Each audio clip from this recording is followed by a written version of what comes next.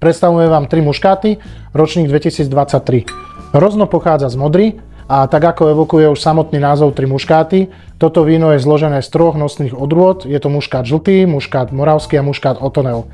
Každá z týchto 3 odrôd má svoju zvláštnu aromaticitu, ktoré keď ich dáte dokopy, tak majú naozaj krásny synergický efekt a vytvoria niečo nové.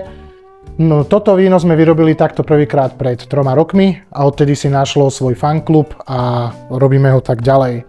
A veľmi krásne zachovaná kyselinka opäť v kombinácii s tými aromatickými látkami ho predurčuje na celovečerné pitie.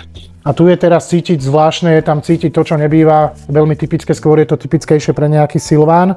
Začína tu byť cítiť biely čaj. Dokonca ide až do takých byliniek, až mi ide tak v pozadí trošku cítim, ako keby nejaký tymián tam nastupuje a trošku taký rozmarín, také biely čaj a zároveň aj pelendrek trošku tam začína byť. Toto je tak, tak sa otvára, tak sladké drievko, pelendrek, bylinky, tymián, rozmarín, ale gro tam teraz cítiť ten čaj, jasminový čaj, biely čaj. Takže toľko k nemu. Archivačný potenciál tiež 2 roky, 2-3 roky. Kúpiť, vypiť. 3 muškáty. Vínko má nízky obsah histamínu. Čo má na to vplyv? Áno. Na nízky obsah histamínu má vplyv spracovanie suroviny.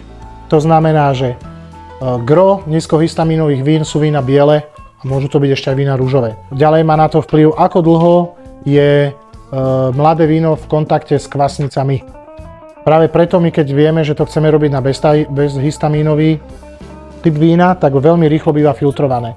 Čím kratšie je víno v kontakte s kvasnicami, tým je obsah histamínu nižší. Ešte by som možno doplnila, že 100% zdravá surovina. Musí byť, jasné. Ako náhle je to len trošku chytené plesňou, tak tam ten histamín vzniká okamžite.